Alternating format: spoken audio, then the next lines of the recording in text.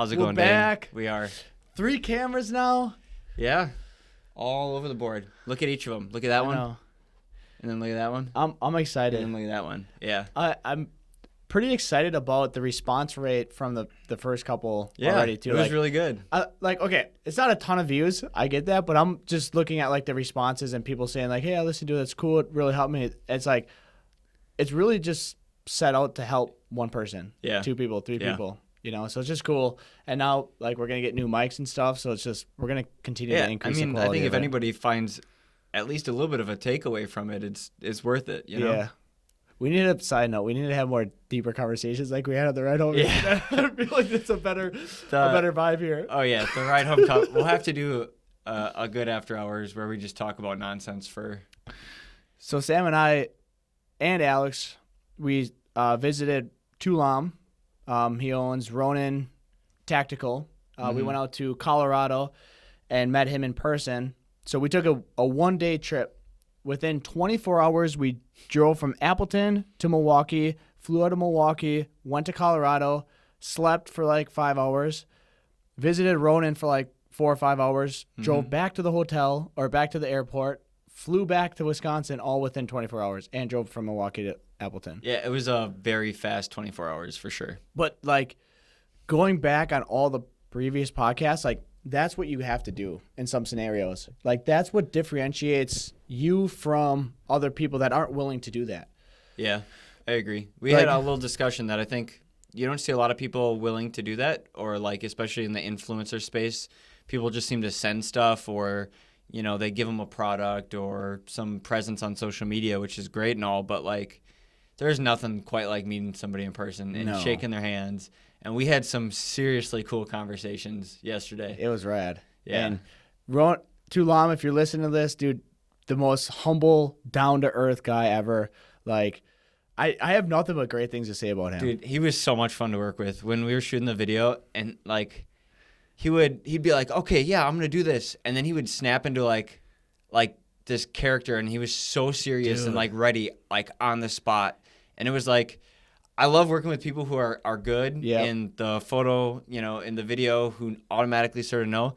That was like the next level of what you can ask for. So, and like you said, you could tell that he did it before. Yeah, yeah. You could tell that hundreds of times. He's done those acting. Yeah. He's done all that before. But like that whole time with him, not only like on his background of like what he did in the Green Beret, like his childhood growing up, being a refugee, like.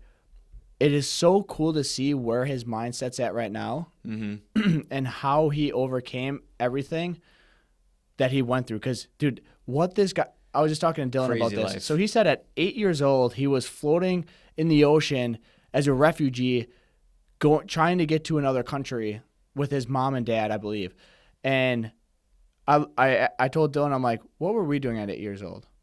I'm like, we were sitting at a dinner table with a home-cooked meal – you know, bitching and moaning not to eat our peas. And this kid is 8 years old, like, trying to get out of this war. You know what I'm saying? And to see where he's at today, it's like, honorable to be like, you can literally make it through whatever you go through. 100%. I think with somebody like that, when they start telling you their mindset or, you know, the way they look at things, you have to sort of imagine the way you look at things. And then if he's still got the faith, if he's still got the hope, you know, if he's got the outlook and everything, it's like, well, fuck, dude, what am I doing? Right. It makes you realize what we have taken advantage of and, like, what we truly have in this life. Like, we might think something goes wrong throughout our day, but, like, on the grand scheme of things, that's such a minuscule problem. And when you compare it to some, like, I don't like comparing lives, but, like, when you compare what somebody else has gone through, it's like, dude, what we just went through is nothing. You know what I'm saying? Yeah, well, and I think you shouldn't discredit yourself. But, yeah, in the scheme of things, like, if you think it's holding you back, then absolutely you should, you know, compare yourself in the way that, like, hey, somebody else has had it way worse than me. I'm fortunate. And practice that gratitude in that moment. Like, you know, today might suck, but holy shit, I got a car to drive. I had breakfast this morning. I've got fresh water whenever I want it. Like, So if anybody's listening and they're going through some troubling times or have gone through troubling times, highly recommend you check out Tulam's stuff. He's Ronin Tactics. Yeah. Or is it Tactical? Ronin Tactics. Ronin Tactics, Ronin Tactics on Instagram. He's got some amazing videos of how he overcame it. He talks about his previous life and what he's doing now and how because that's the thing is you see him now and how mentally clear he is. Mm-hmm. But like the last couple of years, he even admits that he had a ton of troubles. Like he wasn't the man he is today. So like if anybody's walking through stuff, like you have time to get to that that mindfulness. Yeah. You know, it takes extreme work on yourself, plain and simple. But yeah, dude, that whole trip was awesome. Like when we're booking the tickets on that Thursday, I'm like, dude, really? We're gonna travel that Sunday at night? But then I'm thinking in the back of my head, I'm like, what did I just say on Monday? We need to do the things that others are not willing to do. So it's like, let's go do it. There were so many like turnaround spots as well. On our way down to Milwaukee, there was a giant like pallet fire or a pallet manufacturer like started on fire and they closed down the whole highway. Like they were just diverting traffic. And how late are we? And I mean, we're already 20 minutes late, right? Like on the way to the airport. You know, granted, it's Milwaukee, so it's not the biggest airport in the world, but you're still thinking like, fuck, okay, I got to get through security. I'm gonna have to put on my shoes. Like, how far is the terminal away? We had a box we had to check in. Yeah. So it's like we get pulled off by the officers and sent, or sort of ushered off. I shouldn't say pulled off.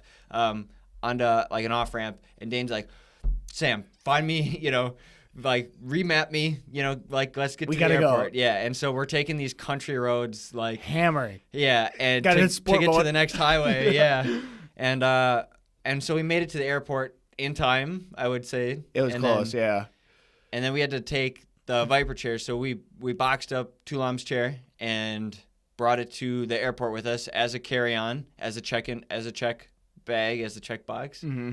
As a check chair. Check mic 1 2 1. No, it's a check bag. So and then the guy behind the counter goes, "Oh, hey, you're right in time. I've only got 2 minutes to be able to load it up." Yeah. Which was, I mean, that was cutting it tight. Yeah, because they have so much time to get all the stuff. If the plane's there, they want to load it right away. Mm-hmm. And like we must have came extremely late. Oh yeah, I mean, without a doubt. I like what you said though. You said there was a lot of what'd you say turning points or potential turning points, spots for us to be like, okay, this isn't gonna work. But isn't that every day? If you think about it, like go through imagine how many turning points there are that like you power through that end up leading to what you're destined to do. Yeah. You know what I'm saying? And it's just cool to think of like taking that small scenario into like the grand scheme of things. It's cool to look at it from a bird's eye view. Mm-hmm. But like that trip wouldn't have been what it was if every time we run into, I don't want to say a problem, but like it's always chaotic. Let's just say chaos. It's the chaos challenge. Is a great word for it. Whenever we're traveling with you and me, Dylan, Alex, something chaotic kind of always happens. Almost always. Like there's always a panic at some point in the trip. And if there isn't, then I'd be worried. See, but we've learned from it too. And I mean, Alex, we give Alex a lot of, I don't know what you'd call it. Shit. Yeah, we give him a lot of shit. But at the end of the day, like he's really good at remembering shit that we would have forgot. Like, so we went, obviously we went to the building for Ronin Tactics, right? And it's not a car garage. Yep. So, and most places aren't going to just have a toolbox. Right. And like immediately on our way there, he's like, hey, we got to stop somewhere and pick up tools. And so we did. Right around the corner is a Harbor Freight. And he would not have had the wrenches we needed to put together his chair. He wouldn't have had, the Allen wrenches or anything like that. And so, like, we learn from these experiences. As much as there's always something happening. Always. If you can learn from it, all the better. Exactly. And if you experience those failures again, that's your fault. Yeah. Like if there's a preventable failure, then that's kind of your fault. But one last note on the Ronin thing. What really like gave me more appreciation for him was this dude's busy, right? Mm-hmm. He's got all this shit going on with like the Call of Duty stuff. He's dropping new guns. He's doing all this, and he blocks off 4 hours of his day. Mm-hmm. Again, just solely for us, from 9 a.m. to noon. even thought of us beforehand. He's like, "Hey, I brought all my gear just in case you guys I want." brought the lighting equipment if you want to use it. Yeah. Like So that was a dream. put yourself in his shoes. Like I really admire that stuff because I see like how busy we are on a day to day, and I want to be more like that.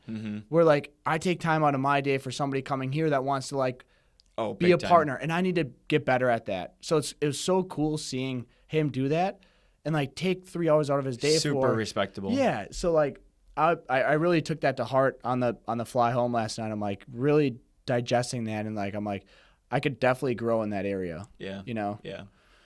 But it's a tough thing to do.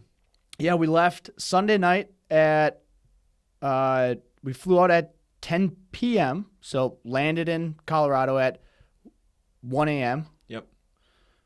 Didn't get to the hotel till like 2:30. Then we just got back last night at 10:30 in Appleton or 10 o'clock in Appleton. It was probably PM. 27 hours worth of traveling and driving and visiting. Yeah. Yeah. But it was the most fun. It was so much fun. So you start to realize how much you could actually do in one day. Oh, yeah. In 24 hours, like someone's right? like, I don't have time for this. I'm too busy. Dude, you got plenty of time. You might be busy, but let me tell you, you can do a lot. You can do a lot of shit, like travel to a whole different state and do an interview and come back. All like, on the same day. But yeah, it was cool. Glad to be back. Excited to get this going more. Pumped to order those new mics today. Yeah. New stands, because I want to give these guys a better experience. But yeah, let's dive into it. Let's pick up from where we left off. Okay. On the last episode. So like we're in this space now of like moving to our first facility. Yeah, I remember that. Right? Yep. The 3,000 square foot facility. We talked about the landlord, saying, hey, we're going to go month to month because I don't think you guys are going to make it. Yeah. And again, this is like a low point in my life of like not really knowing where this could go. And like I don't even think I knew myself. So I didn't tell you. I went back and remember when I said I recorded videos in that time, and I found some, and like I just watched myself like talk, and I'm like, who is this guy? Like I didn't relate to him because like the growth that has happened over the last 2 years has been insane. Yeah, you know what I'm saying? Not just business, like personal growth, like. Even my hair was a mop, dude. I had it like it was like a mushroom. I don't know if you saw it. Yeah. It was bad. We have similar hair. But so we move into this facility and like it was a very uncertain time. COVID's going around. Everyone's kind of talking about like, hey man, you better buckle up. Either start growing now. Like, dude, the amount of outside noise there was at this time. So this is 2020. Of we're going to go into a recession. We're going to go into a depression. And if you're starting a business now, I would rethink that. If you're at grassroots, like, highly recommend you not starting it and wait until all this is over. And that's something I want to touch on because, like, internally, that is the most scary thing ever. But at that point, there was nothing to lose. You know? Like, oh, I totally agree. I didn't have anything. I didn't really have, like, a job. I didn't have a job. Yeah. All I had was Viper. So it was like, as much as you can listen to like the outside noise of voices telling you what you should and shouldn't do, you have to follow your heart and your gut. And like Ronan, it's funny. Ronan actually just talked about that too. In your mind and your heart are connected. Like it's one thing, and you have to just follow that, regardless of what anybody else says.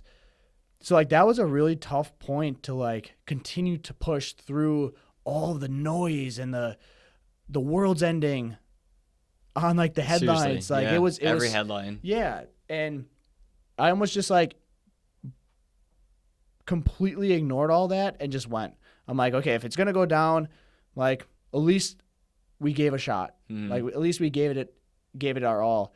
So I'm like, in my mind, all I'm thinking of, let me just take it day by day. I'm gonna do it whatever I possibly can today, and that's all I'll worry about. And I did that one day, over a week, over a month, over a couple months, over a year. And you start to like, it's so fucking cool what you start to see. The business starts expanding. You start getting more people. You start getting more money in the bank account. You start like one step at a time. It starts to grow and grow and grow. And like, so what are some, real quick, sorry. Yeah, go. What are some like good indicators, like as being a small business owner, as it begins to like expand? Like how do you know you're actually seeing growth? I mean, is it just a financial like bank statement? Is it like looking at your like income versus like expenditure? Mm-hmm. Like is it looking at the size of volume, like the orders that you're doing? Is it being able to place bigger POs for more parts so you can save a little bit more? Yeah, that's a good question, because at the early stages, where at least we didn't, I feel like a lot of companies don't have like their books set up properly. Mm-hmm. Like you're kind of taking the knowledge that you have to set up like your accounting. Mm-hmm. You know what I'm saying? Yeah. So like we didn't really rely heavily on the P&L and like balance sheet and stuff like that. Yeah, we would rely more on the bank account. Like that's like your active cash flow. Like that's what you got sitting in the bank. So like Dylan and I always kind of operate off of that. And we have an idea of like what's coming in and what's going out just from the POs being placed and like everything going out in the facility. We kind of have an idea of like where the money's going. Like now we're bringing in a new machine. Okay, mm-hmm. Like I don't need to see that on the books. I know it already of like where it is in the bank account. Mm-hmm.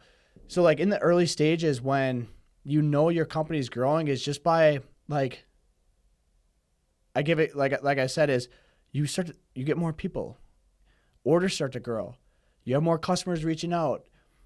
You start building out your website more. And you start now you start implementing procedures and systems and all this shit that you never had before. Now you can afford a camera. Mm-hmm. You know what I'm saying? Now we're growing out of the building and we might have to find a new building. Like that's the kind of growth. You don't even have to look at the bank account for that, Okay. So are there false indicators that you think that some people could fall into? 100%. Like so if you're an overseas company, if you're an American company and you're buying overseas product, you could get yourself in a major pickle by not having enough cash to pay for what's coming in.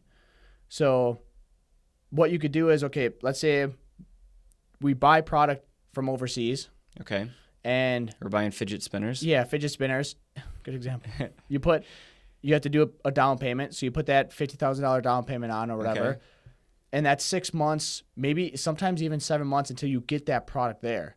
Okay, so you get the product there and you have, typically it's like net 30 to pay for the remaining 50,000 or the remaining balance. So you have all that product there. If you don't sell it, like you still owe that money, Mm-hmm. So if you're doing like all these pre-sales and stuff and no one's buying your product, but you have to pay that back when it's coming in, you have no money or you can't afford it because you're not selling any product. Another area that people go get themselves in a pickle, let's say that works out. You sold all the fidget spinners, right? So, okay, yeah, real quick. So that would be like overspending on things you can't guarantee are going to move. Yeah, not having it. Let's just say the fidget spinners, they did start selling. Okay. So we placed the order. We said, hey, pre-sale now. Boom, boom, boom. They're selling good. Pretty much sold the whole container before it even got here. Nice. I'm like, dude, hell yeah, let's double the order. Okay. All right, cool. Doubled it.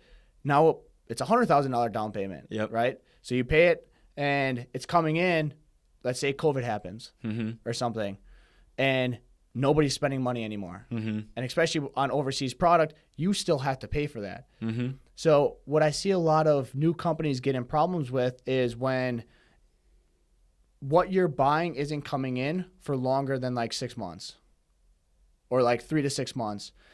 You have to have a quick cash turnover on your inventory. So you don't want inventory sitting on your shelves longer than, say, 1 month or 2 months. Mm-hmm. You want to be able to turn that inventory quickly because otherwise if you sit on it, that's money just sitting on your shelves. So brands will get in trouble by buying from overseas, and it takes so long to get here to where sometimes it takes too long to the point where there might be something happening in the market. Mm-hmm. Maybe their overhead got too high. They started hiring too many people, and now they can't afford that next payment of the shipment coming in. Okay. So that would be like an area where I would see companies kind of running into a problem, because right now it's really cool to start a company and buy it cheap, jack your prices up, and now you have a Shopify brand. Yeah, that's cool and all, but you're not building like a survival brand. You're not building a brand that's going to survive through any industries. Yeah. You know, you're just trying to make a quick buck, which is fine. That might last for a year, 2 years, 3 years, whatever it is. But like you got to get down to the fundamentals and play it safe on when troubling times may be coming. Yeah. If that makes sense. It does. And I mean, almost every time I think it's worth considering the future. And, you know, we might not have a COVID every 100 years or every 50 years or whatever, but there's going to be some world event, you know, whether it's an economic downturn or whatever it is, to always consider that. So, okay, with that being said, are there other things that that pop up in the course of starting a business that are either maybe they're flashy, maybe it's like how do you know where to dedicate your given man hours? You know, if you're working, let's say 12 hours a day as an entrepreneur starting a business, you know, and you've got a partner who's also willing to put in maybe an equal amount of time if you're lucky, you know, like how do you know where to dedicate those man hours to? Like, do you say X amount for marketing, X amount for, you know, customer order fulfillment, customer service? Like those things start to compound kind of fast, don't they? Mm-hmm. Yeah, especially in the beginning. So you're saying, are you saying dedicate money or are you dedicating resources? Dedicate literal physical resources. If you're starting up a business and maybe you don't have the finances to, you know, to pay for a customer service rep or, right. You know, like how do you dedicate your time accordingly? You have to do it. So the beginning times, like that's where when you hear the slogan of you wear many hats. Mm-hmm. And in the beginning stages, which is another good point that companies run into, is they think that the owners or CEOs will think that they're too good to do some of the jobs. And that's the first problem right there is in the beginning stages, you have to do every job. You have to learn how to do, we talked about this on Oil and Whiskey podcast. You have to learn how to do every position because then when you hire for it, how are you going to train for it? Mm-hmm. It's difficult to bring somebody in, let's say for like operations, and just be like, unless it's like super, super early, and be like, hey man, yeah, I kind of just set it up. Like I had somebody else before run it. You know, they set up the processes, but they ended up leaving. Now you're here to clean up the mess. Mm-hmm. Okay. I've never set it up for operations. So I would get this guy and I'd be like, hey, I don't really know how to do it. I didn't set it up. So I'm going to trust you to set it up. You have to learn everything. So let's take that scenario on the other end now. If I set up the systems and I bring somebody in, I'm like, hey man, this is what we have going on. This is how I set it up. Mm-hmm. Here's my thought process behind it. How can we make it more efficient? Bring your previous expertise to now make this system even better. People will fail by, like I said, thinking that they're too good to do things in the beginning stages to where they just hire out for it. And that can become super troublesome because you're kind of relying on that person to set up your own systems. Yeah. You know, and unless it's like a super trustworthy person that you feel confident for. Or somebody with years of experience. Correct. Yeah. To where like Dylan and I built this off of just pure gritty hard work. Like in order to get the systems we have out there, we had to fail. Mm-hmm. We had to set up previous systems that didn't work, like that were a complete failure. Yeah. And go and struggle with it for like weeks until we're like, okay, this isn't working clearly because we're working our asses off. How do we make this more efficient? You know, let's buy a conveyor. Let's buy pallet racking. And so I think a good example, more clear example, especially in our warehouse now, is you guys used to have the rackings laid out and it was one line for each product. Yep. Which it worked because everything was sort of there for that product. Yep. As we started to grow, there were inefficiencies, big time.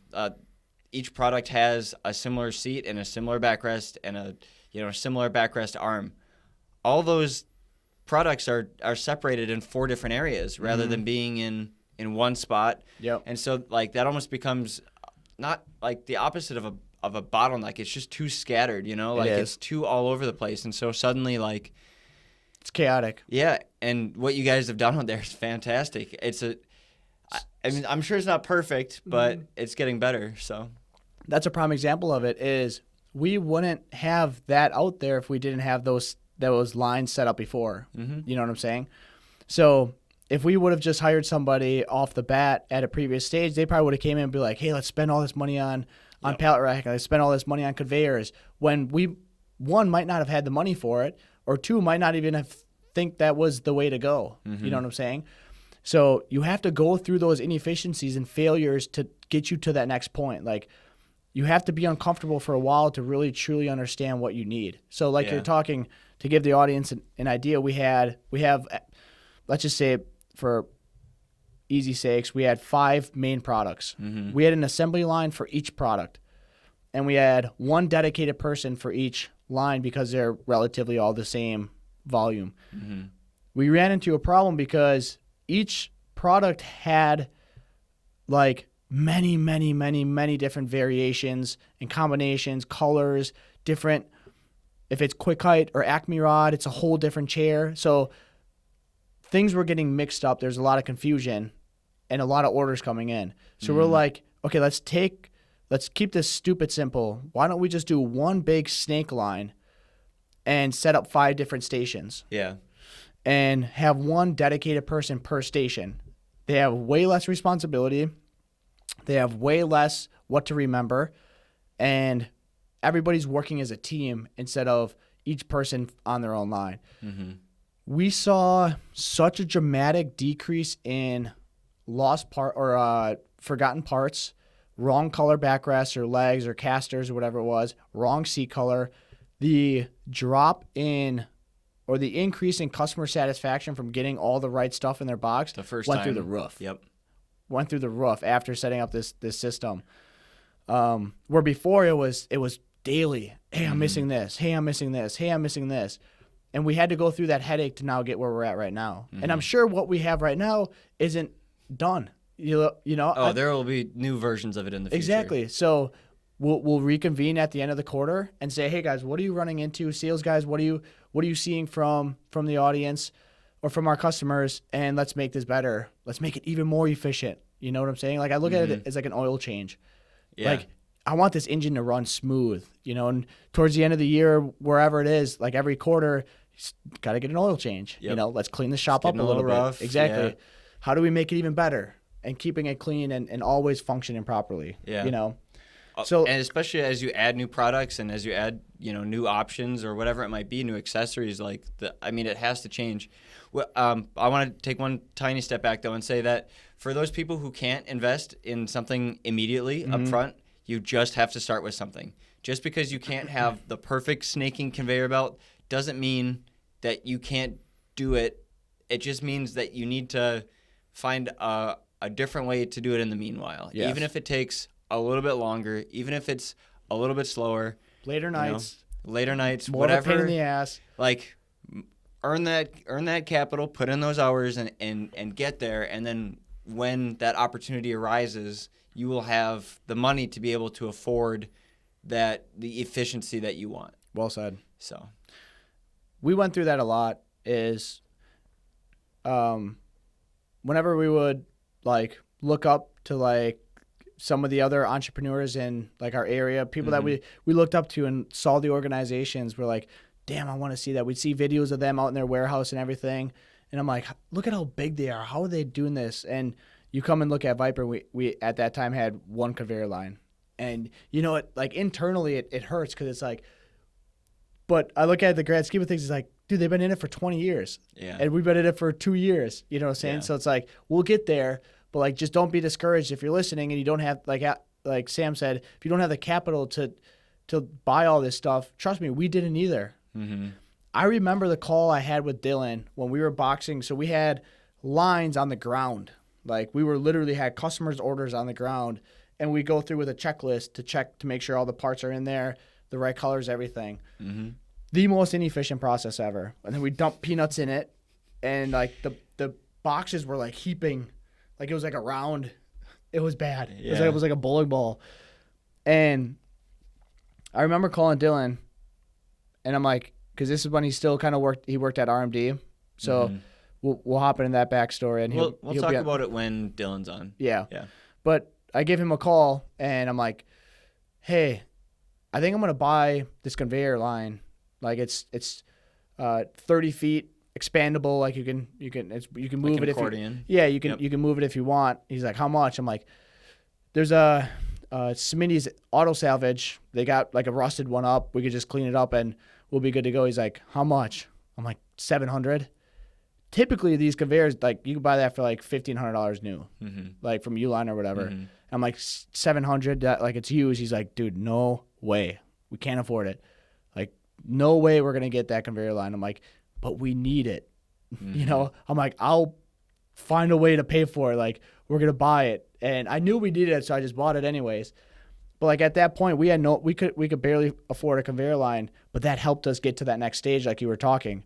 Now we could be more efficient. We could get more orders out. Rather than walking to each part, now you can drag the box and fill in the box exactly as you walk down the conveyor line. So you're not like running back and forth, less steps, saving yourself some time. Yep, we rearranged the facility a little bit. Less errors. Yep. And so if you're ever at the point like where you feel you don't have the money but you could possibly do it and you feel like it could help bring your business to that next level, you have to take the jump sometimes and you have to just go and not think too hard about it, because the more you think about it, the more you stay inefficient, the less orders you can get out, the less money you can make, the less improvements you're making on your process, which in end, doesn't allow you to grow. You're almost capping yourself on your capabilities. So real quick, with that idea, so you guys bought the conveyor. Was there anything you guys purchased or did while you were at that smaller facility, which now looking back at it, you realize was just a shiny object? It did not make the business any more efficient. It did not make the processes any quicker. Was there anything that, like, in the course of, starting a business that you saw that was flashy and you're like, we have to have this to be a business, or we have to have this in order to succeed? To be honest, we never splurged on things that like were kind of like a shiny object. We knew that we couldn't get, like, I think that was one huge advantage of us is internally we knew we couldn't buy the shiny stuff. Like say a forklift, for example. We could have broke the bank on it and bought that brand new forklift that the salesman was trying to sell us. That would have been a huge mistake, because you can buy a forklift that's a fraction of the cost that, has 10,000 miles on it, but like it's doing the same job. It is. Yeah. So we had a good sense in the beginning stages of like knowing like where that line is drawn and to make sure that we don't cross it. In regards to like finances and buying those shiny objects. Like, for example, we got to the point of our seat manufacturer, this is early on, we had a lot of seats coming in to the point where we had to go pick them up. This story's going, yeah. And this is the if anybody's listening, I've heard Dayne and Dylan both say this is the best purchase they've ever made. Yeah, exactly. So we had the seat manufacturer. He was typically dropping off the seats, and it got to the point where he's like, "Hey man, I'm making a lot of runs. Like, can you guys start coming and picking up these seats?" And we're like, "Yeah, we'll Dylan or I'll come and do it at this point. Like, we'll just do it either early in the morning or late at night. Just leave them outside." And we couldn't afford a truck to go and do the picking up because that's $100 every pickup. So we did the math, and we did the runs for like 2 or 3 weeks. I had a Charger, like a '08 Charger. Dylan had like a '08 Dodge Avenger. Not a whole lot of space. Stuffing these boxes of seats in our cars to the point where we were leaving some behind, and we looked at each other like, this isn't working. Like, let's get a truck. And right away we start looking for like a nice box van, like one of those. I'm like, it'd be great if it rains, like none of the seats are going to get wet. We look up the price, it's like $30,000. We're like, all right, we're not getting that. So we go, and one of our employees had this 96 Dodge Ram that had a huge bed in it. Yeah. It had no cover on it. And we just approached him like, "Hey man, like, I heard you want to sell your truck." He's like, $2,500, it's yours. We're like, that's a lot of money. Yeah. But like, I'm sick of running. So like, all right, let's do it. That was Viper's first huge purchase, is a $2,500 96 Dodge Ram. And that thing is that still shiny. Runs to I mean, under the rust, it's shiny. Dude, yeah. she's beautiful. And I don't think the speedometer quite works, by the way. It doesn't. Chris and I were in it, and it's like 5 miles per hour under the it's like off. what it is. Yeah. So to give you an idea, like this thing's not beautiful. No. It's not a beautiful truck. Oh my God, no. So we could have bought that shiny object, got a nice van with Viper on the side. We just weren't there yet. And we're still not there yet. Yeah. But like we understand that and we know that, where a lot of companies in the beginning don't, and they want to show off or like be this cool brand, but it's like you're breaking the bank in that process and you're actually setting yourself up for failure. Mm-hmm. You have to like not break the bank and do what just gets you by. Yeah. Like the forklift, our forklift, we had so many problems with it. But again, the cost to have somebody come and fix it was way less than buying a new one. Yeah. And we knew that. And we knew that going into it, like, hey, this forklift is probably going to fail a lot. But in the back of my mind, I'm like, okay, it's either $30,000 for a new one or $2,000 for this one. And we do have $1,000 increments every now and then. So when you guys were looking at that truck, did you consider selling your personal vehicle and just driving every single day that Dodge Ram just to make your life at work easier? No, because I knew that my car was better, was more reliable than that thing. And I had to drive from Appleton to Green Bay. So I'm like, okay, this thing probably wouldn't. It's like a 30-minute drive. Yeah, this thing probably wouldn't be the best to make that drive. So that was just a work truck. And we would, it had a bed. It had no bed cover. So the seats come in cardboard boxes. Mm-hmm. And for those that know Wisconsin, the weather's crazy here. It snows 6 months out of the year. It rains 2 months out of the year. Yeah. And you have maybe a month and a half of nice weather. Yeah. You know? So majority of the time we were going and picking up seats and we had a tarp. So we would throw a tarp over the boxes to make sure that if we knew like if it was raining or snowing, and we would ratchet strap it down every single time. Every time we would do that. And we did this for months. And we still didn't pay to have a truck go get there because we're saving $100 every trip by us just going there. I'm like, gas per trip is like maybe $10. So we're saving all this money. Mm-hmm. And we did that to the point to where it just didn't make sense anymore, to where our time became more valuable at the business than going out and actually picking up the seats. Mm-hmm. But that took a while. Like we didn't start having a truck go and pick them up till like probably a year ago, you know? So we had all that pain and suffering of having to do that tedious task for so long, but we just put up with it because it was saving us money. Mm-hmm. Driving down the street and somebody's looking at you like, bro, that's a shitty truck, and you got all the seats in the back. Like, I didn't care. Yeah. Because I'm like, I don't want to be a faker of like buying this nice van, loaning it out, having our big sign on it. Yeah, you might look cool, but little do you know the bank is hurting. Yeah. You know what I'm saying? So they're knocking. Yeah. We're not there to get paid. We're not people to like show off or like buy the shiny objects and stuff like that. I mean, eventually we'll get to that point where we can invest in the best equipment, because I do believe in having the best equipment does make your process much more efficient and easier on your employees as well. Big time. So it's like, we're still not there yet, but we're getting closer. Look at everything we're buying. I know. You know? Yeah. I think it's a slow growth thing. And I don't think it should ever be quick, because I think if you like overspend and you get yourself in a spot where where maybe if you dump too much into marketing and you need more in production, you could sell 10,000 chairs, but if you can only make 1,000 a week, you're in trouble. Like, it doesn't add up. It has to scale like linearly. Yep. Because if you outdo yourself in one area, you could you could really hurt yourself. So.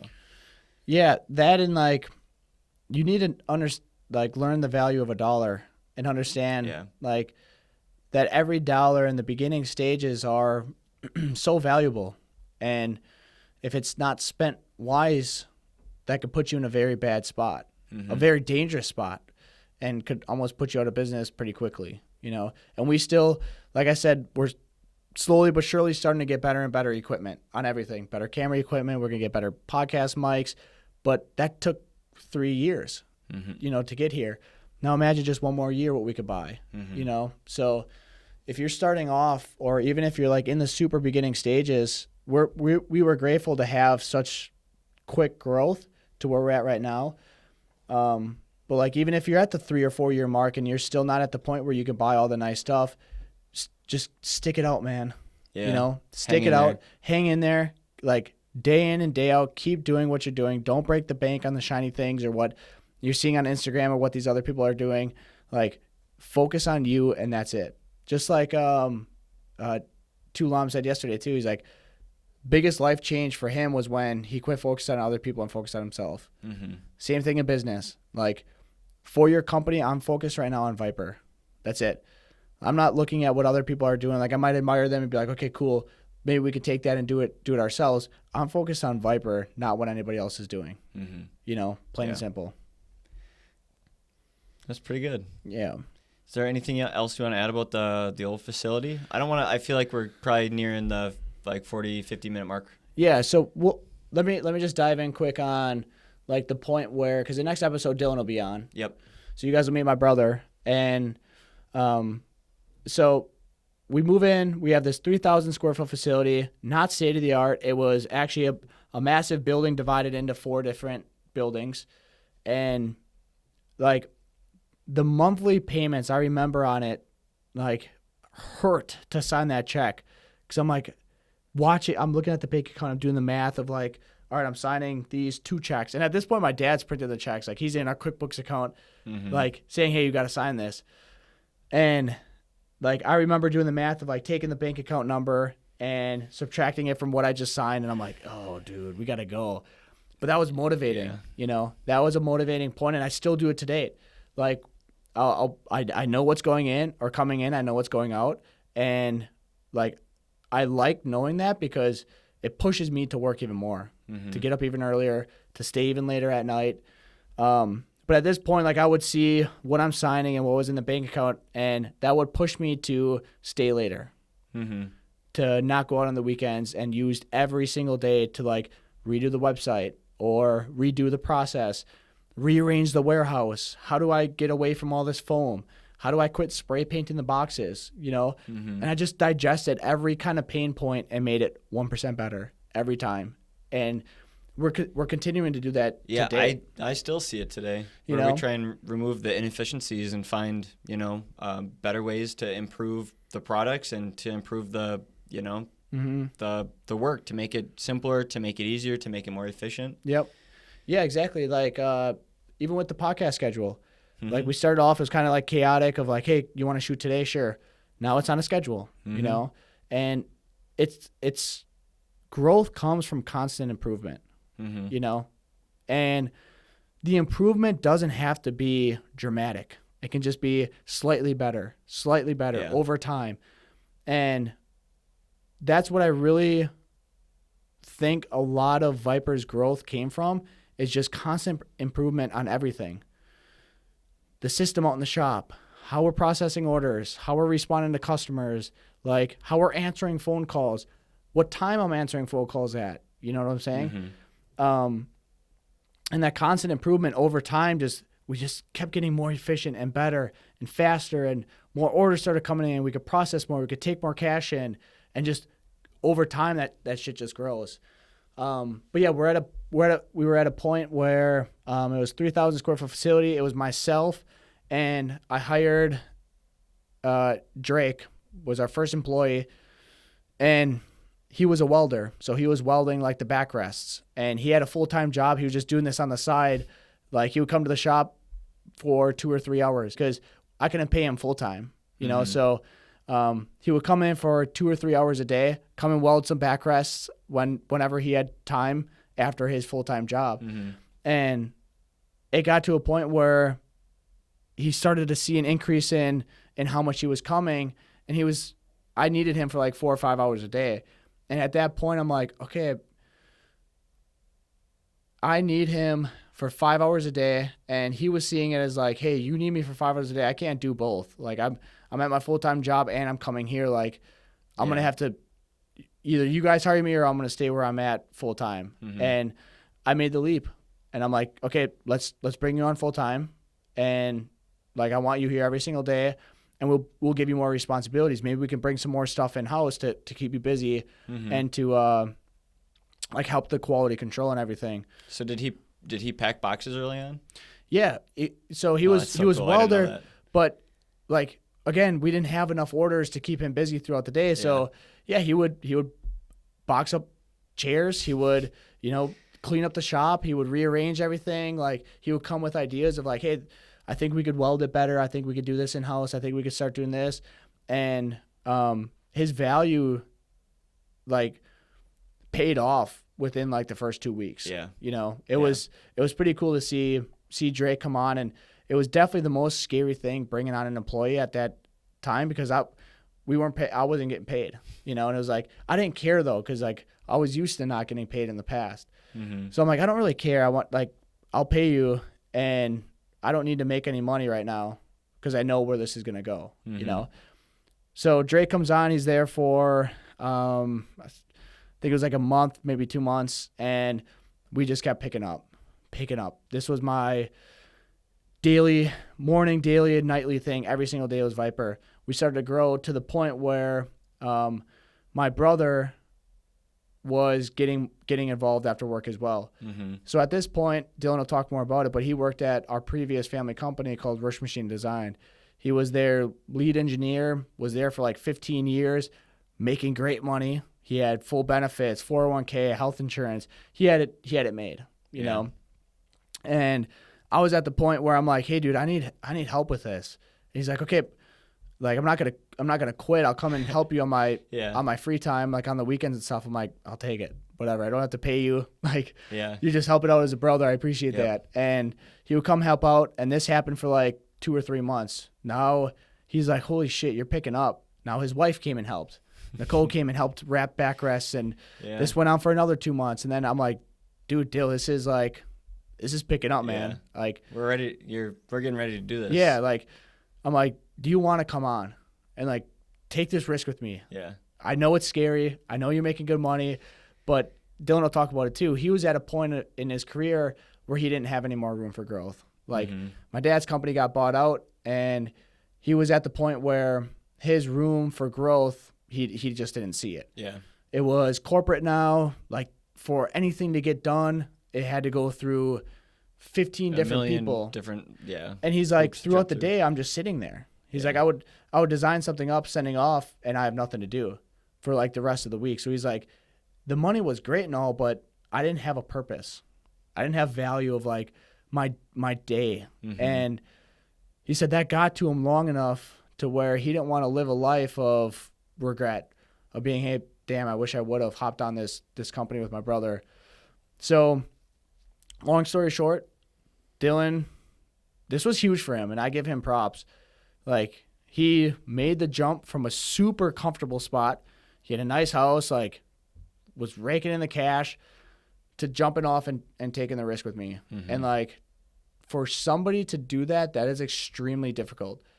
Going from having the life to getting paid nothing. Yeah. No health insurance, no 401k, no salary. There's nothing. We weren't getting paid. And it was just really cool. And like, that showed me that he respected me and trusted what we were building. And for him to take that leap of faith was super honorable.